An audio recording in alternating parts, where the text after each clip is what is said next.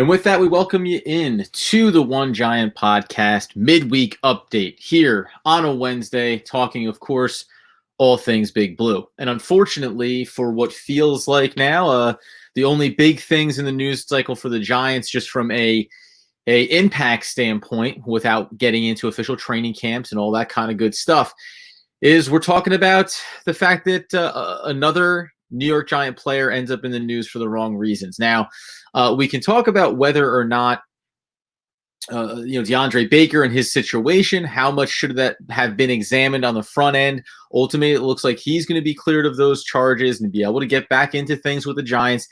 And at 22 years old, and being a first-round draft pick from just a season ago, you look at him and you think it's too soon to bail on a player like that, knowing that the talent level could be there and also all the circumstances being taken into account. Makes a bit of a mistake, maybe being in the wrong place, wrong time. But at the end of the day, he'll get a chance to prove that he should be out there for the Giants and that he was worth the first-round selection. Then we turn our attention to Alec Rosas, who gets arrested a couple of days ago for allegedly, as they say, basically into a T-bone accident out in California, doing over 100 miles an hour, according to reports. He then fled the scene of the accident. His car allegedly broke down. He then took off on foot and was found scraped and bloodied, barefoot, walking down the side of the road a little bit later by the authorities, who then took him into custody and arrested him. So the question now becomes, there's a couple of facets to this, right?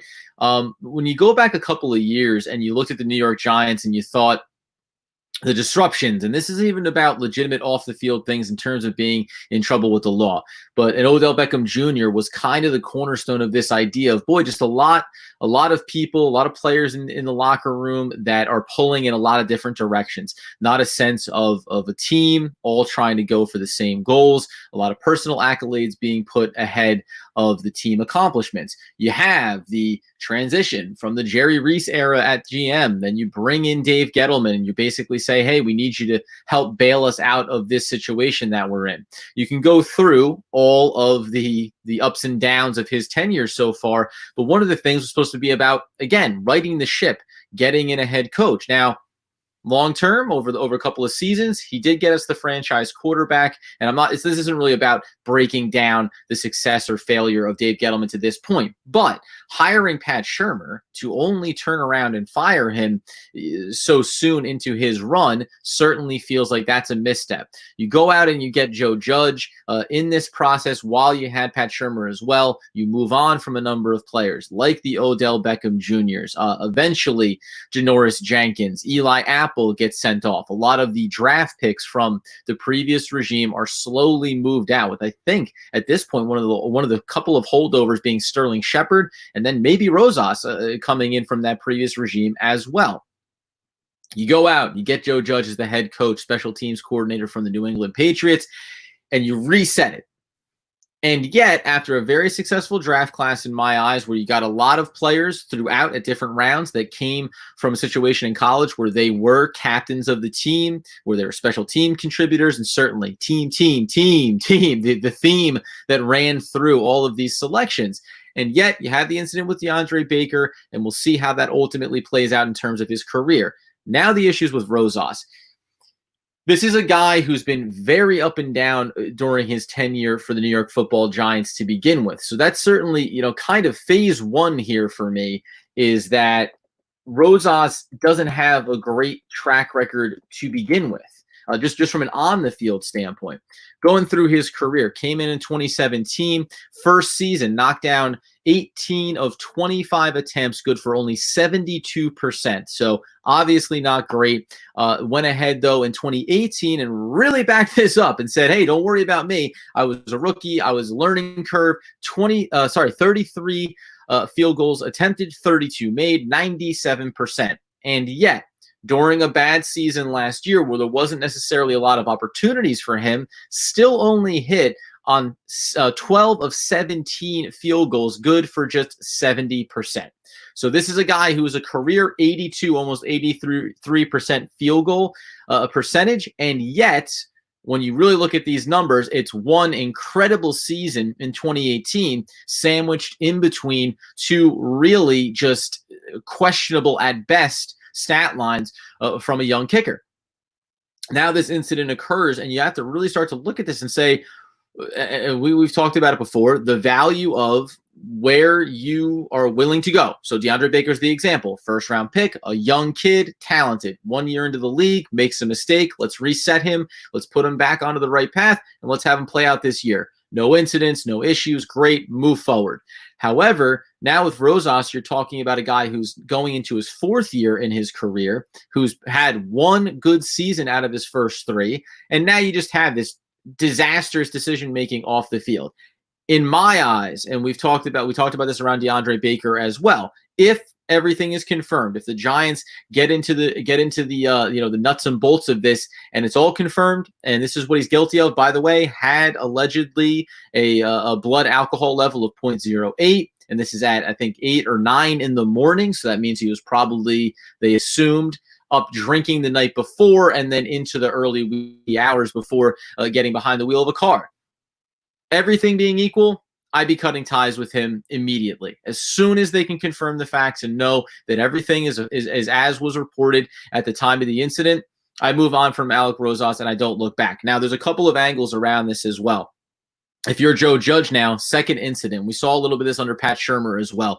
You need to be, as he said at his opening press conference, be setting the tone for the organization going forward. And he said there's going to be an emphasis on expectations and on discipline around how he wants the team and the players to be presenting themselves. And this certainly is not the way you want to be presenting yourself. So I would move on from it from that standpoint. And then when you go inside the numbers and see what he's giving you, that's Alec Rosas, or not giving you, you also can look at that and think, where else can we look to improve? Now, the interesting thing is here, you go inside that 2020 NFL draft, only 3 kickers were drafted in there at picks 159, 188, and 248 to the Patriots, the Bills, and the Rams. And that would be you had Rohrwasser, you had Bass, and you also had Sloman taken. So those are the 3 kickers that came out of this 2020 NFL draft. Going into it, when you talked about some of these other kickers that you maybe thought could come out of this draft class, Bass, who was listed as the 2nd overall here coming into it, you had Rodrigo Blankenship, who did go somewhere, I think, in the supplemental following the initial draft there. You had Toner out of Stanford, a 6'4 product, who went 12 for 16 in 2019. Not necessarily a great sample size from the college level, 14 of 15 the year prior in 2018.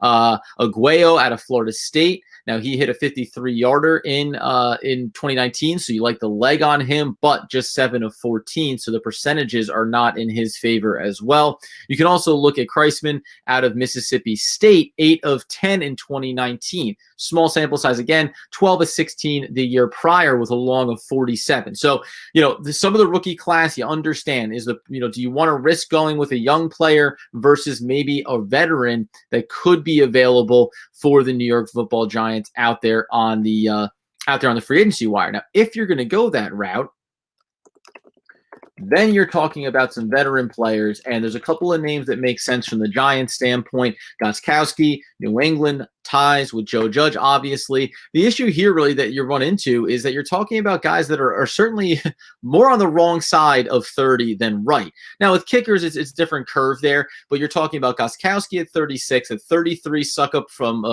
his time in Tennessee, he's bounced around a little bit. You've got Nick Folk at 35, who came in and replaced Gostkowski in New England last year. And then even a name like Jonathan Brown, who's just 27, he's bounced around a bit, came over from Australian football and has been trying to get into the NFL for a number of seasons. He's been signed, waived, given futures contracts.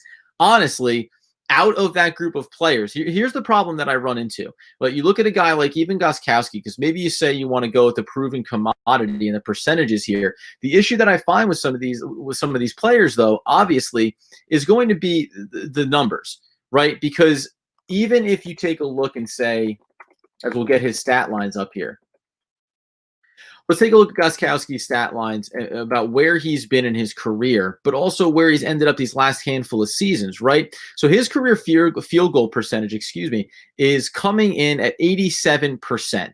And that's great. But remember, in New England, he knocked down, let's see here, going back last season, he was a total of he was 3 for 3, field goals made, field goals attempted, never gets on there. 11 for 11, just 4 of 6 from 40 for 49 the year prior. So he kicked 87% last year in very, very limited. So in 8 attempts, 7 of 8, there you go.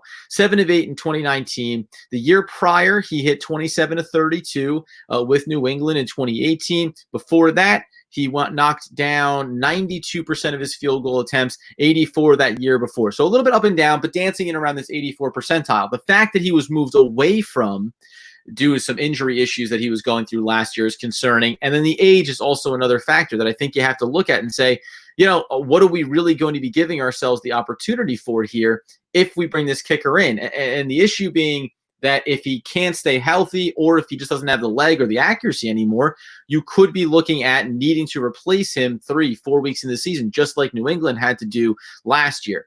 Beyond that, if you want to go into, like, say, the suck-up angle of it, a little bit younger at 33 years old, so certainly from a kicker standpoint can still be healthy, can still be a kind of player that can come in and be efficient for you. But the issue that you're going to run into here, overall, he's only an 82 career percentage field goal. Last year, when you talk about those field goal percentages, he knocked down 1 of 6 for the Tennessee Titans in 2019. He knocked down 86% the year prior. He gave you 26 of 30, 35 of 42 the year before that, 22 of 24 in 2016, and down the line you go. He's been a plus outside of that rough run there in Tennessee last season. He has been a very consistent kicker for the most part, going back to 2014. Starting in 2014, 19 of 22, 14 of 16, 22 of 24, and then down into the 35 of 42, 26 of 30. Those numbers, 86 and 83% the last couple of seasons, but living in and around that mid to upper 80s. So maybe you can live with that if he can come in. Now, the fact that he went 1 for 6 in Tennessee obviously doesn't speak volumes for you there in that regard either. The other one that you can take a look at, obviously, is going to be Vinatieri. But the concern there is it just seems like from an age standpoint, it just finally caught up with him. There's no longer going to be that same opportunity for him to hit some of those longer, bigger kicks. And frankly, some of even the accuracy started to diminish. So even if he doesn't have the big booming leg or the distance leg, even some of those closer field goals were starting to give a problem for him. Obviously, the fact that he's 47 years old isn't helping the cause. The last one that I'll put on here would be to say you can take a look at Nick Folk and you can think about what he might be able to bring to the table. 35 years old, so obviously, again, a little bit up there in age, but at the same time, kicker position, you can have that kind of flexibility. Last year, replaced Gostkowski. I mislabeled that before with Suckup. 17 of 14, 82%. Year prior, 11 of 6 with 11 of 6 at 33 years old, and 87% the year prior. 81% on just 16 attempts, only knocked down 13 of those, 32 of 39, 33 of 36. His career percentage is just at 80%. And again, at 35 years old, you expect that there's going to be starts at some of those, that power is going to go away, and maybe you start to see a little bit of waver in terms of the accuracy. What this all adds up to me, is I would take a chance on the Jonathan Brown and see if maybe he can come in and compete. There's some other young guys that are on the practice squad that we've seen. I go into the college ranks and I look and see who's available. There's going to be a suspension that's going to come from the player conduct standpoint for Alec Rosas. And ultimately, again, one out of 3 seasons good. Yes, he has a booming leg, but combined inconsistency with off the field issues and decision making, just to me feels like I get that he could go somewhere else and have a ton of success. I cut ties. I move forward with someone else. And this goes again to that bigger question mark of, are the New York Football Giants, is Joe Judge going to assert that level of authority where he says, we have an expectation for our players, we set that standard of expectation, and we don't waver on it. For a long time, the Giants are, they always get referred to as one of the standards of excellence for the NFL, right? One of the the original franchises and how important they are with the Pittsburgh Steelers. But unfortunately, unlike the Pittsburgh Steelers, and they've had their issues too, but just in terms of consistency, right? Mike Tomlin has been there. He has been that figurehead. And when things started to bubble up and you started to see some things coming undone around them, Antonio Brown, gone. Le'Veon Bell holds out. He moves on. So, they moved away from some of those issues and continue to try to move forward with consistency in terms of expectations and the play that you get on the field. This is that opportunity for Joe Judge and the Giants to start that new chapter of the franchise where those expectations are set and they are held to. And, not having a kicker can be damning for a team, especially if you're in tight games, especially when made or missed field goals can spell the difference. But as we laid out there, in spite of that incredible sophomore effort, Rosas has been incredibly inconsistent. That combined with these issues makes it seem like it's probably one of those things that you can move on from. We take a quick look here just around the Giants news in general, and we'll see if there's anything else that's come up here.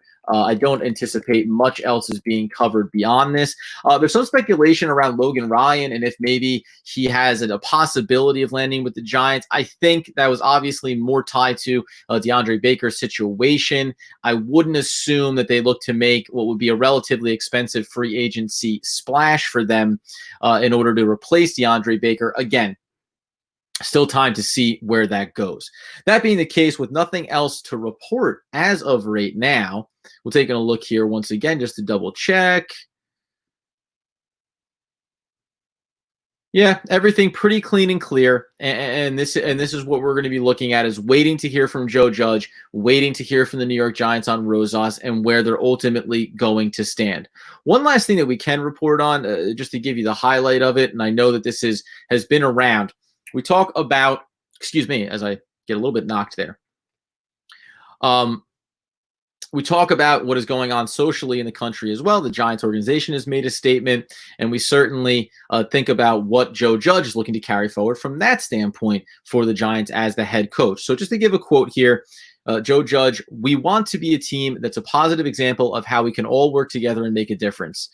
Look, you've got 90 players right now. You've got over 20 coaches. None of us have the same experiences. None of us have the same background, but we can work together towards a collective goal on the field. We all know what that is, but we have to work together off the field as well towards a collective goal of really making things improved for everyone across the board.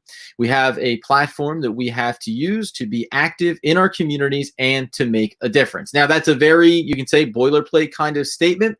But I do think, again, it's going to be consistently important that Joe Judge is out on the front of all of these conversations. And by the way, if you want to go that layer deeper on some of this, we can talk about where Daniel Jones came out on this. And this is really something that he was praised for as far as being a young quarterback who certainly has taken on that leadership going back to last year when he moved into that starting role. So we will go ahead and take a look again what he had to say around it as well. Those of you who know me well know that posting on social media is usually not my first instinct about how to express myself. And I felt that listening and talking with teammates and friends was important as a first step. So if you go back, he didn't come out, that is Daniel Jones, immediately as some of the protests were taking part and as some of the calls for social change and the end of systemic racism across a lot of different levels was being called for. Daniel Jones did not immediately come out with a statement around it. But following that portion of it, he went on to say, "I proudly stand beside my brothers and the entire Black community in support of the Black Lives Matter movement to end systemic racism. I know this is complex, and I certainly don't have all of the answers, but I am determined and motivated to do what I can to ask the right questions and work with others to drive change on this issue. I acknowledge the fact that I will never truly understand how it feels to be on the receiving end of racial injustice, but I am committed to listening, learning, and taking action to stand up for others and make a difference in my community and in this country." And that's, again, couple that with what Joe Judge said. These are two of the cornerstones now of this franchise that have come out very directly. We saw, of course, what Saquon Barkley had to say as well on the subject. He's been very much a part of the players having active conversations and dialogue around this as well. It's important that you see how the head coach and how the quarterback and how the running back, all these franchise components for the New York Giants, not only how they feel about these issues, because you'd like to think that they're on the right side of them, but also what their intentions are going forward. So I think that both the head coach, the quarterback, the running back, and other players across this team have shown nothing but support in both acknowledging it and in a desire to carry forward that level of communication, openness, understanding, and education around the issues that face the Black community and how we can best come together to help support it. So, to take it from something that unfortunately is a negative spotlight on the team, it's always good to also highlight the positives, and certainly the positives that we're talking about here could not be any more important than the relative actions of one player in Alec Rosas and whatever will come of him for the Giants and for his NFL career overall. That being said, we will go ahead and get out of here on a Wednesday. The update completed for your One Giant podcast right here on Sportscaster. We remind you that we will be doing the Sunday Slowdown, where we'll take a deep dive from a play or a scenario or a person, figurehead from the New York Football Giants, whether it's from recent memory or going back into history. Just an opportunity as we work our way through the offseason to do a little bit of a deep dive for fans on some things that maybe you're not aware of from the Giants history, maybe I'm not aware of, and we could all do a little bit of learning around that together. So that will be starting this upcoming Sunday, Father's Day, and hopefully, and maybe we'll do something focused around some fathers in the NFL, maybe some ones that have a lineage and ties to one New York Football Giants franchise quarterback. That being the case, follow us on social media at One Giant Podcast. Head over to iTunes, to YouTube, wherever you want to access the information. You can download, rate, review, and subscribe. And we will, as always, be back soon talking all things New York Football Giants.